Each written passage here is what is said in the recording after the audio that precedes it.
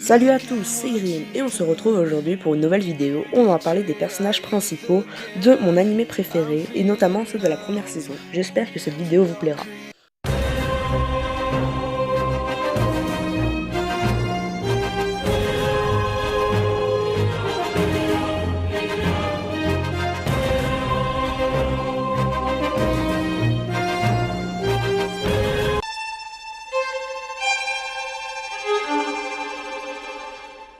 Lina Inverse, c'est avec assurance et motivation que Lina Inverse, la jeune sorcière, poursuit sans répit le grand but de sa vie, à savoir ramasser le plus d'argent possible. C'est la fille d'un couple d'aventuriers rangés du royaume de Zephylia, et elle a quitté le toit familial après avoir rapidement dépassé ses professeurs à la guilde des sorciers locaux. Elle est bourrée de qualités, susceptible, impatiente, égoïste, cupide, intransigeante, agressive, brutale, elle a un ego démesuré et elle est surtout connue comme celle qui massacre les bandits ou celle qui fait même peur aux dragons. Un problème car elle préférerait avoir la réputation d'une jeune fille gentille, héroïque et jolie. En dépit de ses efforts, sa personnalité finit toujours par ressortir. Mais elle a aussi de bons côtés, elle est sérieuse, loyale, généreuse et elle fera tout pour aider ses amis en cas de coup dur. Peu surpasse sa maîtrise de la magie noire et ses facilités dans les autres catégories font bien des jaloux. Son immense savoir lui permet d'appréhender presque instinctivement la plupart des situations qu'elle rencontre, même les plus inattendues.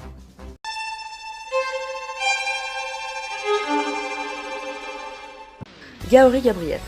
Gaori est un mercenaire sans attache qui, un beau jour, a décidé de devenir le protecteur de Lina, comme il se définit lui-même.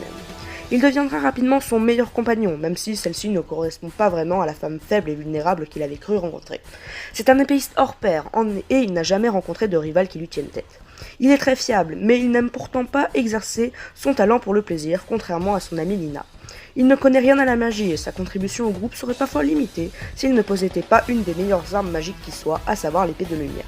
Celle-ci lui permet de se frotter aux nombreuses créatures peu conventionnelles croisées de temps en temps.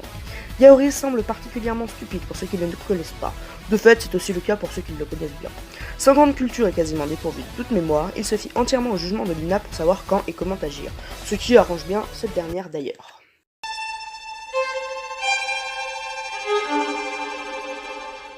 Zelgadis Greyward. Zelgadis est le seul personnage un peu complexe de l'équipe. Transformé en une chimère par son arrière-grand-père Rezo, qui lui a adjoint des caractéristiques de démon et de golem, il ne songe qu'à se venger et à redevenir humain.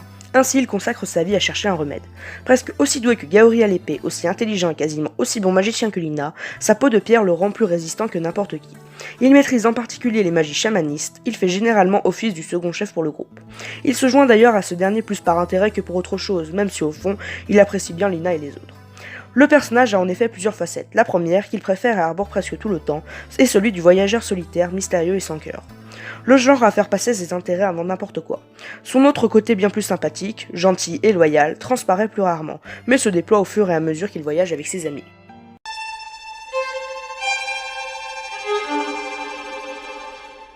Amelia Will Tesla Célone.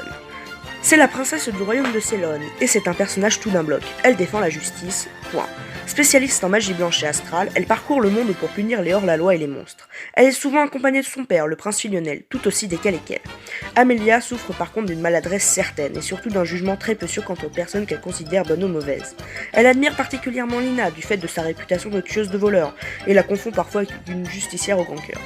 Contrairement aux autres personnages, on en connaît suffisamment sur la famille d'Amelia pour se dire qu'on aurait préféré ne rien savoir.